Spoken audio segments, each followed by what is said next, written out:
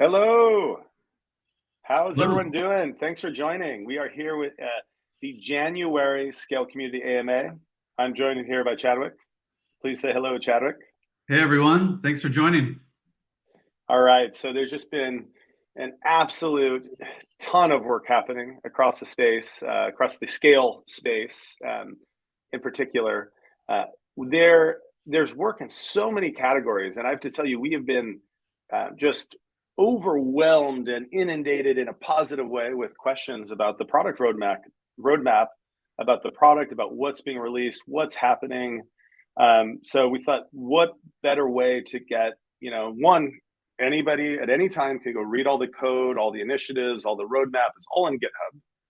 Everything's there for you to see. But sometimes it's nice to hear from builders and product people. So we've got Chadwick Strange here today, head of product at Scale Labs, who's really helping coordinate the Scale decentralized community around the roadmap and building initiatives. So Chadwick, I think one of the main questions we've heard is people want information about the 2.1 release. So I'm gonna ask you to go through that in a second. Before I do, I also just want to tell everybody that I think if you've been watching the stats page, you've been watching the partnerships. There's just a ton of activity, a lot of momentum. There are a lot of people just cranking every day, and hey, we've been through a lot of market cycles. It's winter, but that's when the best projects, teams, and communities win. So I'm excited to see that. But really, at the end of the day, product is so critical. So Chadwick, let's talk about 2.1. Yeah, let me kick it off. So 2.1 has, we've been working on this, the core team as well as external community members been working on this for quite a while. The primary goal for 2.1 is to provide increased stability for high performance dApps, as well as addressing some technical debt and bug fixes that have been in sort of past releases. So the reason why 2.1 came front and center is we had the network experience a high demand of load from several partners that came onto the network late last year. And this is really great because these dApps were really pushing scale chains to the limits in terms of transaction throughputs and the types of data they were transacting and storing on the scale chain. So this gave the core team a lot of really great feedback around how to improve the stability of scale chains to really support high performance dApps. So that was the centerpiece for 2.1.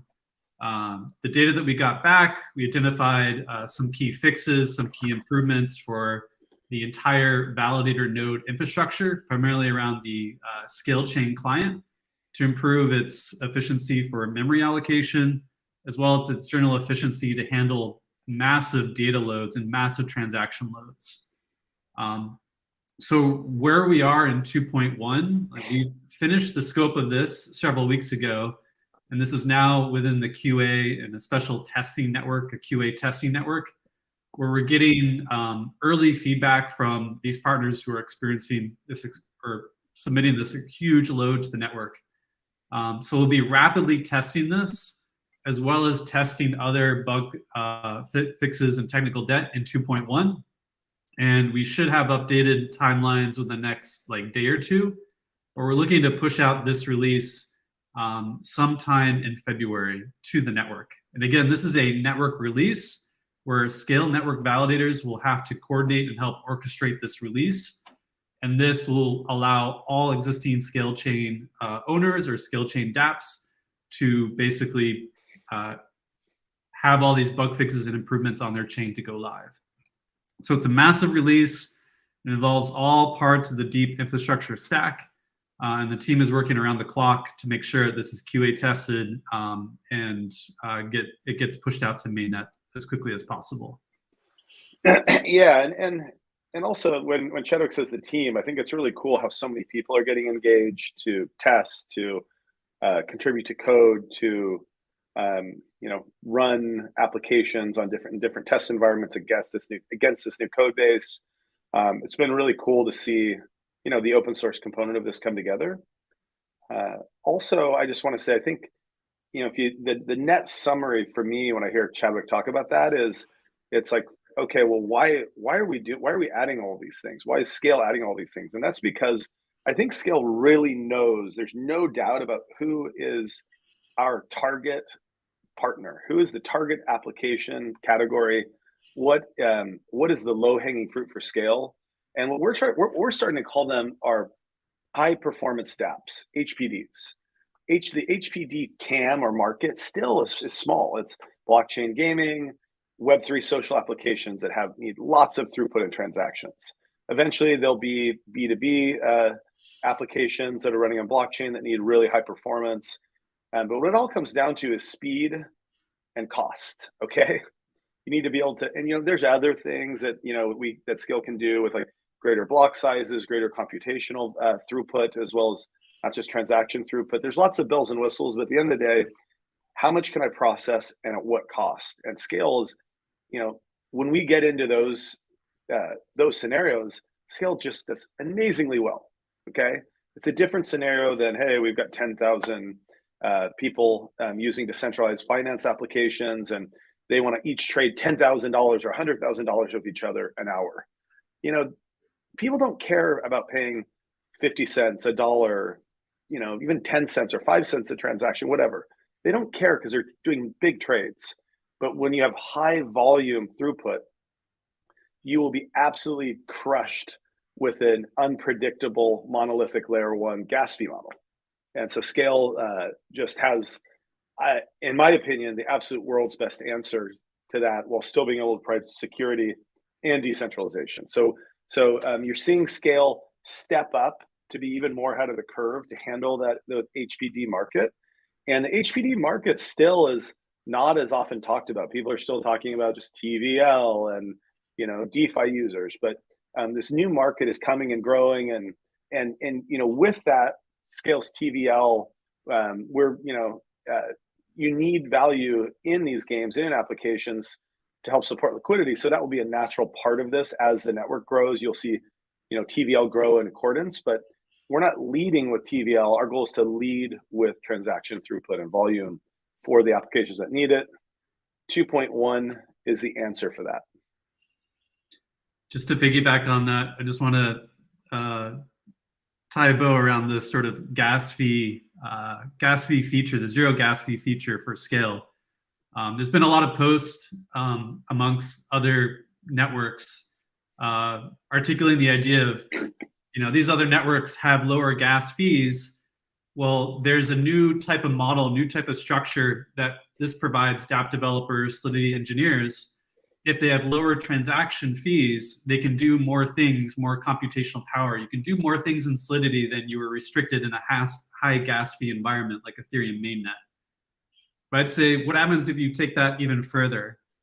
You don't quite get to zero unless you're on Scale. If you have zero gas fees on Scale, that unlocks tremendous potential for you to do things in a decentralized environment on a blockchain that you could not do in a gas or a transaction fee environment. And this is what we're seeing from games. No longer do you have to completely say or restrict yourself to say, well, what really needs to be on the blockchain, because it's too expensive to do it otherwise. If you unlock that, you unlock new business models, new ways of providing users the interactivity that you find in gameplays. You unlock also new business models outside of games, like in DeFi or other applications where you can now store high volume or high transaction data directly on the chain, as we're seeing with some of our partners. So this is really exciting. Where other networks can only reduce the transaction fee, Scale reduces it completely to zero. And this is really unlocking new creativity or new potential for new business models in a decentralized environment. Awesome. The really good explanation, Chadwick. Another thing to add to that, I think it's actually like a good segue in to what's not the first question. This was a question asked by somebody. I'm going to move it up to the top because it's related to what we're talking about. And it was actually a really clever name here, Crypto Troll. Crypto Troll asked, is Scale going to be transaction free forever or transaction fee free forever? Or is there something like hidden charges? So I'll kick this off, and Chadwick, please, you can go deeper. But so one, it's transaction fee free, but it isn't fee free. And that's one of Scale's advantages, is that there are fees that have to be paid, and those are the Scale Chain fees. Those get paid in advance. There's subsidies for the user transaction fees, okay? And so if you take Uber or Lyft, or let's say you take an Uber somewhere. Well, have you ever had to pay the Amazon fee directly? No. If they're using AWS on the back end or Google Cloud to run the servers that run the application, well, you know what? They're paying them and you don't have to worry about it. But when you pay them, they monetize that and use that to pay the server bill. So we have a similar model with Scale, but it's decentralized. Now, what I want to say is that's actually a lot harder than it looks to do that in a sustainable manner. What other projects do and other blockchains is they use things called relayers. And they still have a pay validator per transaction model. So validators are competing and they're paying the validators that are validating effectively, but they have to pay per transaction. The way Scale works all the way down at a consensus level is that a payment, that validators aren't being paid to process a transaction. They are being paid to run a set of software with a certain amount of compute power, memory, latency scores, internet uptime, bandwidth. It's like an SLA score, an SLA mechanism, and they're paid monthly. And they get paid through inflation, and they get paid through gas fees or scale fees, which aren't gas fees. Now, the cool thing about this is that other people who don't have this pay by the month model, where validators work as a team, and instead of working as a team, they compete. And when they compete, you undoubtedly have to keep, and you're using that type of consensus model, you have to always pay per transaction. And so they're saying, oh, well, it's okay. We'll use a relayer. The end user doesn't pay the fee. We'll use this other service to pay the fee. And when that other service pays the fee, your unit economics are never not even, they're an order of magnitude worse than the model Scale has. Because in Scale, the payment pays for the space in the compute size. And if the compute size that's being rented from the validators is running short, well, there's incentives for there more compute space to be added, and it can keep driving the price down. These other chains, they have a finite capacity, and you have to pay per transaction. So the other thing is it's completely unpredictable. You might say, oh, hey, let's put $200,000 into covering gas fees for our game this year. For our users, we use a relayer like Biconomy or one of the relayer products out there, and our end users won't even see it. But then all of a sudden the fees are up and you have a tournament one day, you're going to spend $200,000 covering the gas fees. Then you end up spending $2 million because suddenly everything's out of control. The market's going nuts. Lots of people are trying to use the product, these chains at the same time. And you have to shut your game down or be put out of business. And that happens so often. And that's why you have the stream of games coming over to Scale, because they want predictability, not just low fees, okay? Long answer for a crypto troll, but we're gonna go even longer. Chadwick, do you wanna add to that? Yeah, definitely to add to that. So what you might not see now, which is the implied, like how a skill chain works or how do you get a skill chain is you would stake Scale tokens into the network. And that would allow you to request a skill chain of a particular size, as well as for a particular length of time. So think of it as like a lease, very similar to what Jack mentioned, like this AWS model. If you want a T2 micro or T2 XL large, you select the machine or the virtualization that you need for the performance of your Web2 app, for example, and then you pay that monthly. Or you could, set it up that you prepay for 6 months. It's the same model of Scale. Never before have you seen this in a blockchain model where you can interact with Scale Manager, which is a set of contracts on Ethereum, deposit sufficient number of Scale tokens to select your bandwidth of the blockchain that you wish to have, as well as the time. So say you want something for 24 months with maybe extensions thereon. You deposit Scale tokens into Scale Manager. That would then every month distribute those Scale tokens to all validators in the Scale network. So now the validators are earning, for their performance of their nodes that they're providing to the network, they're earning inflationary rewards and these Scale token rewards that are being paid every month for the Scale chains that they are supporting. So, and then once you get your Scale chain, you get full custody of that chain. all your end users can operate within the bandwidth that that chain provides, which is a massive amount of bandwidth and decentralized across a random subset of 16 nodes out of the network. So all your end users now have a chain that they can transact on with no fees. There's no gas fees on that. They're free to transact into that bandwidth that the SKALE chain can provide. That's an amazing model that no other network, no other solution out there has to date. And the amount of customization that you can do for each chain is unheard of. It's really game-changing configurability that you haven't seen elsewhere. Yeah, one thing you're going to start seeing from a product marketing perspective is actually productization of these different chain types.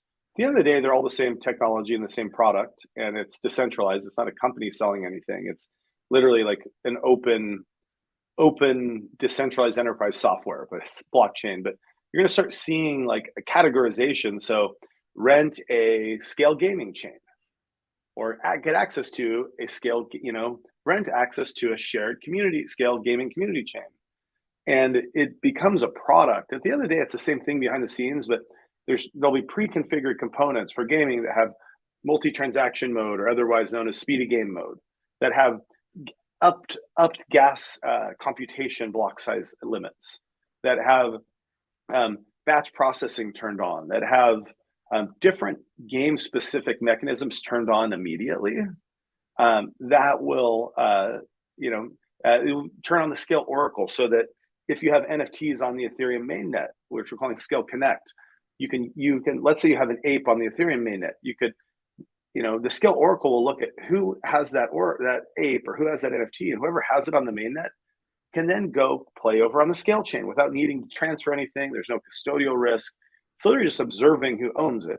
And if that person sells it, or that address sells it to another address or moves it, well, that address can no longer authenticate in and play as that character NFT or use that asset. So all of these things are going to get packaged in and bundled, and it's still going to be decentralized, but it makes it more of a tangible thing to builders when they're actually feeling like they're interacting with a product set. So we're excited for that to come too. One more comment on that, which is amazing, that the productization of this chain. Again, yeah, the configurability that you have, the amount of configuration, the on-the-fly changes that you can do. Normally, you go to another chain, you're using an RPC endpoint to send things to that public chain, that global chain. You're sharing the bandwidth, you're sharing the configuration that's set by maybe the core team or the community of that project. But now, if you move into a multi-chain architecture such as SKALE, again, you could have a liquidity chain like Europa Hub. You could have a NFT marketplace chain like Calypso Hub that are currently live on mainnet. And each of these are managed by communities and set differently, configured differently. These communities, these multi-sig signers, have control over switching things on or off of these chains. For example, bridging operations. For other networks to allow a listing of a new token to be sent across the bridge, it requires a lot of configuration by the core team or core community that handles that, and that's a heavy lifting. On each SKALE chain, the SKALE community, the community members that run that chain can automatically on the fly customize and configure the bridge to accept any new set of tokens or any new arbitrary contract calls to connect any two SKALE chains or any SKALE chain with Ethereum mainnet. And that can be done on the fly without any interaction from the core team at all.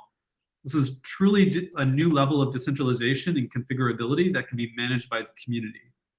Where a SKALE chain can, once it's deployed, the custody of that chain, the configuration, it's handed over to the community that then is leasing that chain. So it's a very different model than what you see with other L1s or L2s or other networks that are out there. Yeah, two very different iterations of that would be, there's going to be something right now, it's tentatively going to be called the chaos chain. And it's called chaos in kind of a fun way. But the point is anybody can deploy to it. It's gas free. It's open. It's just it's just there for people to deploy. And if someone were a bad actor, they may be able to go and just like massively pulp transactions through this chain and mess up, be a noisy neighbor and mess up things for other people. So this chain is going to be doing all of these fun things around like rate limiting, intelligent S-fuel distribution, proof of work mechanisms to make sure bots aren't spamming. And the developer community around that chain will be like, just like it's completely as decentralized and open as absolutely possible, all using the same, code underlying, one validator set of the Scale network and same code base on that one, on one side. On the other side, they're going to be enterprise application chains, and enterprises are completely different. They want to control who's there. They want to control which wallets can deploy to make sure only KYC money's in the chain. They want to make sure that all the data and information is compliant. They're not on their database isn't commingled with illegal gambling or whatever other censored items they don't want there on their chain. They don't want a Tornado Cash living there in the same server database or like blockchain database as someone else. They want to have greater control over what goes where and how. And that's but they don't want to use IBM Hyperledger. They don't want to use a controlled private chain. They want to use a controlled public chain. And it's still in this public open database. It still gets the the benefits of an open blockchain network. Now that is very different than the other side of the chaos chain, but they're both going to be these packaged options for people or companies or DAOs or whomever. And then there's a lot of area in the middle because these chains can be configured and tailored to the desires of the developers and applications and businesses and DAOs and organizations and projects that want to access blockchain. If anyone wants to take a sneak peek around what this looks like, at least this configuration, because right now there's a lot of scripting, there's a lot of nuance to it. But if you want to take a quick visual sneak peek, I did a talk with the ChainSafe community, which is an awesome community. And there's a preview in that talk about what this might look like in a UI form, what it means to configure, manage this chain, turn things on and off, and set things up. So I'll just give a little teaser. Check out that talk. I think it was several weeks ago. Awesome. Nice. I thought you were going to invite everybody to come to your house, Chadwick, or like have them meet you at Starbucks and around the corner or something. You could do that. Are you going to barbecue? All right. Yeah, we still need the barbecue. We got to get the barbecue. Okay. All right. Now, hey, we're going to go into the next. Chad, I'm going to move another question up, and then we're going to move over to ZK because there's a lot of ZK questions. This one is from, where is that? Okay, this is from Bell. What are the roadmap goals for for Q1? Chadwick already talked about release 2.1 details, but can you step it up a level and talk a little bit about roadmap goals for the Scale community and Scale ecosystem in this first quarter and maybe even first 2 quarters if you want? And yeah, sure. Thank you, Bell, for the question. Good question. Appreciate it. There's 3 general goals in terms of the roadmap for Q1. One, first and foremost, chain stability. I think I kind of addressed that a little bit in 2.1. We've gotten a lot of data back around these high-performant dApps. We've identified a lot of opportunities to further the stability of these chains operating at extremely high load and extremely high performance. So that's key and foremost of the goal for Q1. And so, a lot of that first in 2.1 hinges on the Scale chains themselves. The next output, which is loosely based on what we call a 2.2 release, will be improving the stability of IMA. Along with all these high performance dApps hitting the chain, we're seeing a huge increase in sort of bridge activity. So there's a lot of things that we want to get pushed out now just to sort of continue to unlock the scaling for the bridge. So again, first and foremost, the first goal for Q1 is improving stability of the network, either on the Scale chain layer or on the IMA bridge layer. The second goal is UX improvements. Scale must operate in a very seamless manner. We've always talked about making Web3 feel like more Web2. Like, how can we get this for end users especially with the complexity of multi-chains and hubs and the bridge operations. How do we simplify this flow to the end users? How do we provide tools for the partners building on Scale to obfuscate or reduce the complexity of this multi-chain environment? So there's a lot of tooling that we're focused on and improving this out. And there's a lot of stuff that's will be pushed out very soon and has been pushed out to help end users navigate the multiple chains in the network, just make it feel very fluid. Switching networks to one chain to the next and being in a different environment is a huge complexity for the end user. So just to summarize again, just making UX seamless for end users in a very high performance scaling multi-chain environment as much as possible. The third goal is improve the developer experience for operating this multi-chain environment. It's being multi-chain, having custody of your own chain, having all the degrees of freedom that you have to set and configure the chain is an unheard of hurdle that you now have that developers are faced now. So improving the tooling that developers have to configure their chain, as well as, with Scale and high performance dApps, there are special needs that developers now have if they have thousands and thousands of users that are hitting the Scale chain. So there's a lot of infrastructure that we're pushing out to help developers decide how best to load balance all these massive amount of calls, all these massive transactions to make their dApp work more seamlessly with Scale chains. So those are the first three things. Again, chain increase in stability, improve the stability overall for the chain and the bridge, improve or make UX seamless for end users, and then provide developer tooling to improve the developer experience in managing a multi-chain and high performance environment. Awesome. Thank you, Chadwick. Yeah. All right. Let's go to the ZK section.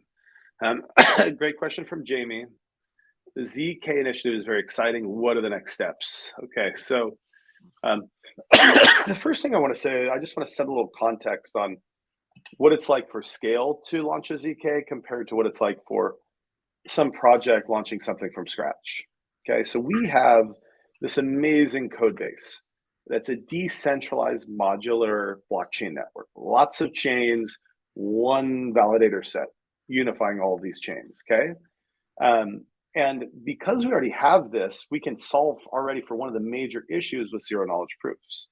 Zero knowledge proofs right now have 3 issues. These issues, by the way, are the reason why we're not seeing zero knowledge proofs being used in any real world manner at scale, okay? There's there's Validiums being used, there's different things being used, but no one's doing full on layer 2 ZK rollups in the real world in a fast, dynamic, meaningful manner. Okay, that's what I would call legitimate utilization and implementation of ZK. Doesn't exist, and it doesn't exist for 3 reasons. Number one, it's really expensive. It costs an enormous amount of computational power to crunch data, and to not crunch data, but to crunch the mathematics, to do the math, to boil things down, to then be able to send them in that lightweight, fast way that is provably secure and that has these proofs. Where I can send you something that guarantees something happened without you needing to see the thing on the other side. Zero knowledge proofs are unbelievable technology, but they're to date not that cost effective at all.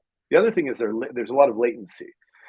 You could crunch 1 million transactions and then push it over and have 1 million of these blocks, but right now that might take 10 hours. And then once it's all there, then boom, it goes over. It's really quick, but there's a latency before that finality, okay? So there's this big buildup. So there's latency in general, and that's why we're not seeing that happen in any sort of meaningful way in a global scalable manner at all in live environments. The last piece is centralization. And so most of the implementation, all of the implementations today of ZK that are running are people running these things on just, in centralized servers. And so they just, a company in a way, like, what if Microsoft said, "Hey, Ethereum devs, we have a bunch of software, and you just connect Ethereum to the software, and we're gonna run it over here. We're not gonna show you the code, but we're just gonna run this, and we're gonna charge you per transaction, and it's gonna run on our servers, and then you can trust us because the math guarantees that we aren't bad. But we're not even gonna let you see all the math, but we're gonna run it all here."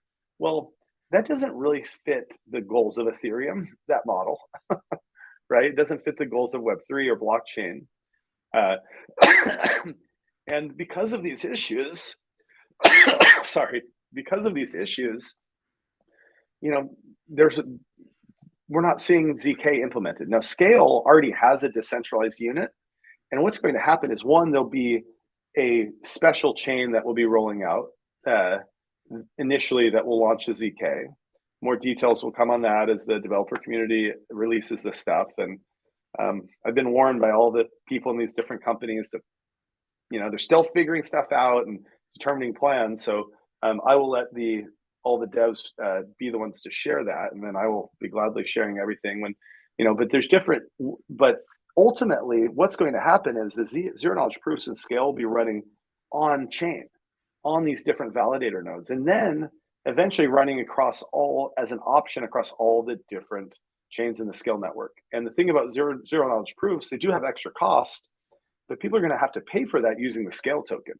And it just gives another great use case for Scale. And the Scale token, which eventually it just adds back to the security of the network. Okay, so Chadwick, do you want to add to that at all? Yeah, I'll just add briefly. I think Scale has always taken a different path, kind of questioning the status quo and building out what first was probably the most difficult thing, was multi-chain. Scale from the very beginning intended to be, was multi-chain, and it's great to see, after the network launch and the sale launch, the network went live in 2020, and since the operation of that network, the network has never been down once. And then from there was a natural progression of multiple chains being built, the infrastructure being built on top of that, as well as the tooling to support that. And then, looking at other projects in the development, multi-chain was definitely not the easiest thing. It was very difficult. There's a lot of path dependencies, a lot of technological challenges that had to be overcome, as well as developer and end user challenges as well to get used to that environment. It's now nice to see there's validation where other chains who decided to take a different scaling technology route are now seeing, the opportunity or the rationale behind a multi-chain environment. The future is multi-chain. Scale did that first, so we took the harder path first. ZK, it's still a very highly innovative environment, and Scale has always been looking at ZK for a while now. So I think taking those learnings of building a multi-chain network that's decentralized, improving that model, now going through a very rapid growth phase with partners in the community really developing rapidly on Scale, and now having this bolt-on technology of ZK to augment the network and these chains and the needs of developers to further the growth of high-performance dApps, I think it's just a natural progression, just done differently than everyone else, taking on the harder challenge of successfully building out a multi-chain network first, and then now having a bolt-on technology of ZK to just further the Scale network. Yeah. So kind of winding that information back to the original question, which was, what are the next steps? One, we already have a lot of what we need. We have what we need for decentralization. And as Chadwick said, we take unique approaches, and we're looking at this, not trying to launch a Me Too product that is also not cost effective and has latency that impacts user experience. So and it is centralized. So we want to launch something at Scale that is best of class. And the other nice thing is we don't have to invent zero knowledge proofs. There's ZK libraries that are there. Now, the thing is, they're really hard to utilize unless you have an incredible group of mathematicians and computer scientists and cryptographers, which thankfully Scale has so many brilliant developers and mathematicians and computer scientists who have PhDs, who have won national math competitions and cryptography competitions, and there's anyways a phenomenal set of people that are able to analyze which libraries to leverage, be able to morph them and utilize them within a new manner. So the next steps then would be having a more specific defined formal announcement about the plan, and that will go out through channels that will release more information. 2, getting more clarity delivered and consensus from the developer community on the execution plan, product strategy, roadmap, integration plan with other chains, integration and timeline plan for this new special chain, which I was talking about earlier. And so these things need to be finalized by people who, Chadwick and I are pretty good at math, but people who are a lot better at math than we are figuring out the zero knowledge proof timeline implementation schedule. So we're anxiously awaiting those details. But the thing is there's a goal to have something out in testnet by this summer, which is unheard of in zero knowledge proof world. Like usually these people are taking 4 years because they're also having to build up all the components that we've already built with Scale. The other thing I want to say is this is not going to cannibalize Scale at all. Zero knowledge proofs are good for certain use cases, but they still come with extra cost, extra latency, other issues, even though they're providing a lot of value. And Scale chains themselves are gas-free and are immensely valuable for HPD use cases. This is going to add additional use and functionality for other use cases across the Scale environment. It will also finally make Scale be a pure layer 2 in the sense that there will be pure layer 2 optionality, where we kind of have this quasi layer 2 functionality now. And that will still exist, but then there'll be another component that is pure layer 2 and maybe even pure layer 1 for some people as well. All right.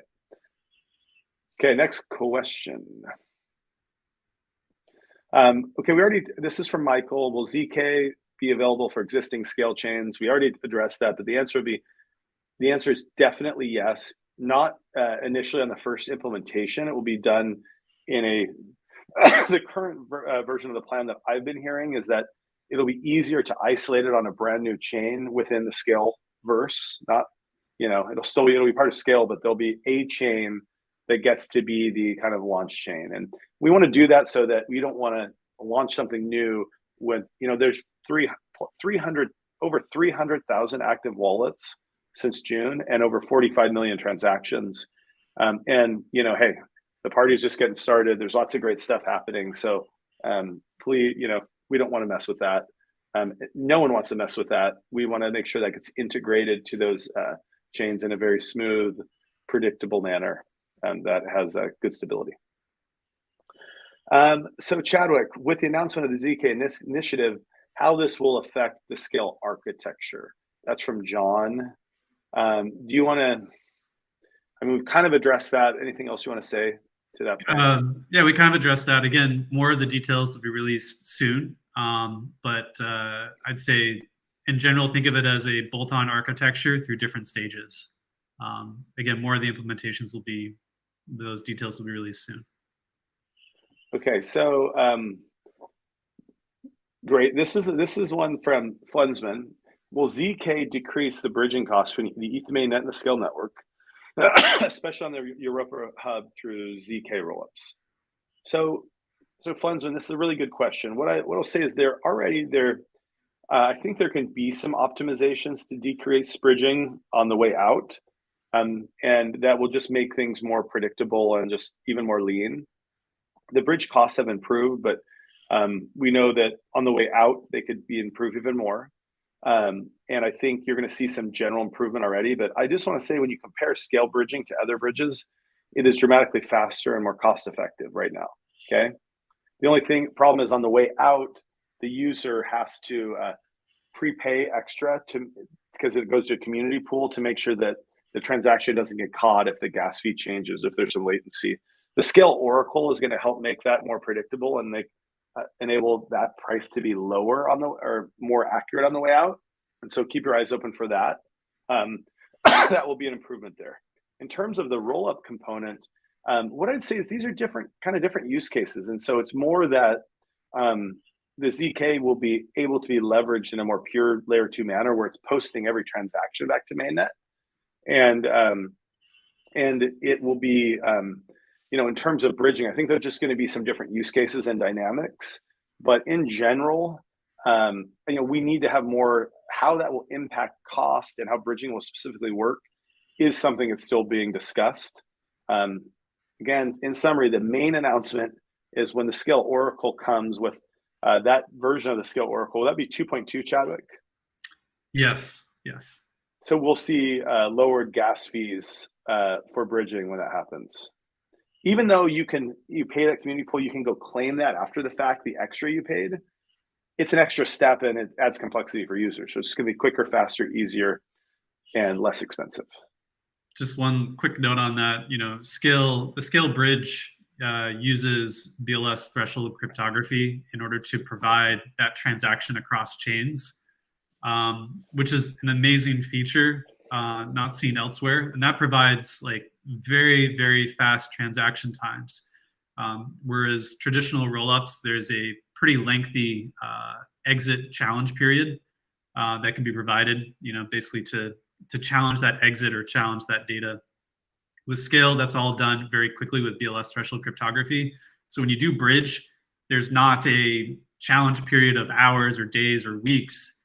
It's literally done and finalized within around 2 minutes on average, which is very, very fast considering bridging. And that cost will be reduced. The reason why that cost initially was high was because of a lot of volatility on Ethereum mainnet. It's very difficult, as everyone knows, to predict or estimate gas costs within the window of time that the transaction executes. This is greatly improved with EIP 1559, the new transaction cost mechanism that was deployed last year that brought transaction fees down and just decreased the general volatility of Ethereum mainnet. With the Scale Oracle, this will allow the ability to estimate or basically reduce the estimation window between the gas cost for the exit transaction. So you'll see lots of cost efficiency for the exits to be improved once that goes live. Great. Okay, I'm going to try to knock it. We're getting short on time. I'm going to try to knock a few out faster. All right. Greg, can you tell us what the next 3 games / or NFT projects going live on Scale? And this has been announced on socials, but Metaverse Invaders, Of Gods and Men, and Tank Wars Zone, which is the largest game on Phantom, is moving to Scale. So you're going to see NFT rollouts. I think there's what I would say is utility NFTs, utility game assets that you can purchase to play the games. There are whitelists now to ensure that you can get those so you can play. All right. So just check out the Scale Twitter for that. Let me look at some other quick ones. When Scale zero fees inevitably take a spotlight, what moat does Scale have that would make it difficult for other leading layer 2 projects to just add a zero fee solution to their system? What makes it difficult for others to steal the thunder? This is from Andy. It's a really good question, Andy. So what I just want to say is that, one, we have lots of features, but Chadwick and I talked earlier about the fact that the way that validators get paid on Scale is dynamically different. And it's inherently way more cost effective from a unit economics perspective, because their space is being rented, not paying per transaction. And in almost even on Amazon, if you want to pay dynamically, you might have prices all over the place and everyone wants something and you're going to pay a lot more as you're spiking in bad times. Or you can rent space from Amazon 1 year in advance, pay up front, and it's just so much less expensive, even in the Web 2 world, okay? And so other projects can't compete with that unless they scrap their payment model and their fee model that's really built down at the consensus level. They can use a relayer like Biconomy, but Biconomy or the relayer is always taking 10%, and the unit economics suck compared to prepayment for space. I'll just quickly add, there's also a moat of like path dependency. I think Scale and the Scale community took a very different path in building out the multi-chain architecture that is Scale Network. And so even if another chain were to do zero fee, there's a lot of other features or other dependencies and interoperabilities that you just can't get elsewhere. That path dependency is extremely strong in Scale Network. Yeah, awesome. Okay, next question, Boshi. The current awareness strategy is good, but many teams seem to still be unaware of what Scale has to offer. Can you go into detail about how Scale plans to improve upon this front? I think this is a really good question. And one thing, thank you for saying the strategy is good because there's a lot that's happening, right? You go, follow the blog. And I actually was at dinner last night with a group of Web2 entrepreneur founders that are friends of mine that I haven't caught up with in a while. And we were talking about content strategy, and I was showing someone was like, "Well, you should see the content that Scale's creating across the community and partners." And I just pulled up the last week, and there's literally almost something every single day. All of those content pieces are very strategic, and they are designed to be pushed out in a way that highlights partners, highlights technical prowess, educates people on how technology works, educates developers on how technology works, educates enthusiasts who are trying to learn about different structures and models. And so content is one of the major tracks, but also we need to be working and getting Scale's unique capabilities in front of analysts. So you saw Masari did their first piece of coverage. They're going to be doing more coverage on Scale moving forward. Dartmouth is doing an independent study on blockchain throughput and finality. We're really excited about the data that they're going to be showing. As soon as they're ready to show it, they literally went in and looked at real information on chain. They tested things on chain using different testing mechanisms, and they're going to be publishing some really interesting things about about the industry that I think, again, help drive the education and awareness of how Scale technology functions. Okay, and there's other opinion leaders and thought leadership tracks. I mean, we're doing unique stuff. We need to get these key messages out and educate people, the right people, through the right manners, the right podcasts, the right news articles, the right communications efforts. Another piece is just literally the blocking and tackling of delivery. Okay, with each game, each Web3 application, each DeFi application that goes live, and each new user that comes in the network, it helps drive awareness and growth. And so there's a lot of activity, like tremendous activity. It's amazing to see all the people in the community, all these things come together. You can, just read about what's already been published, and you'll see the activity that's already happening.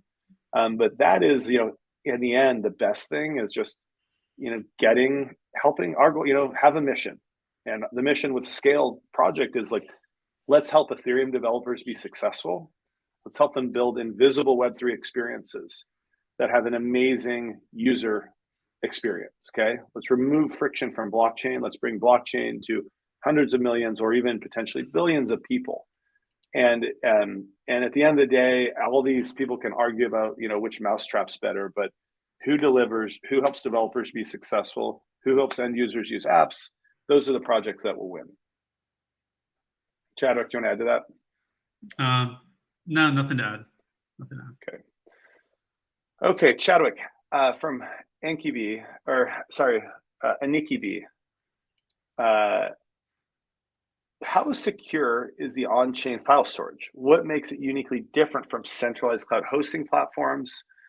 And does it cost dApps anything to store their files on-chain? Yeah.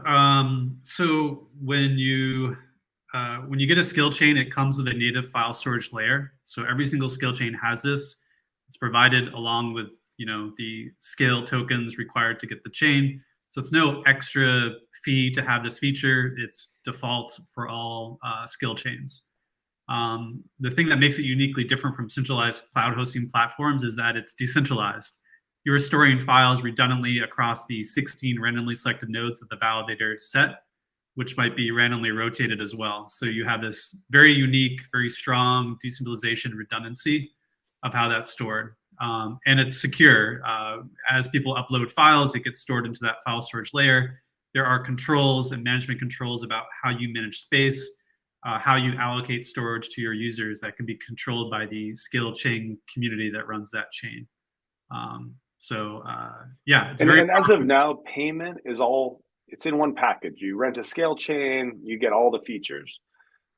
Over time, I think there are goals to have bifurcated payment configurations, paying more for the ability to do multi-transaction mode, paying more for the ability to utilize on-chain file storage, paying more for zero knowledge proof execution. And it makes total sense. It's just right now, simplicity helps growth and removes friction, and eventually cost optimization and itemization will help validators and stakers monetize and help the network have more security and run it even more in a more healthy manner. Last question. Okay, these are awesome questions, by the way, and I'm sorry we didn't get to everybody. There's a ton of questions that came in, and so we only have time for, I guess, these ones today. This is from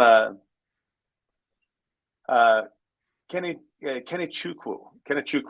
Okay, what will the effect of the ETH Shanghai upgrade be on SKALE?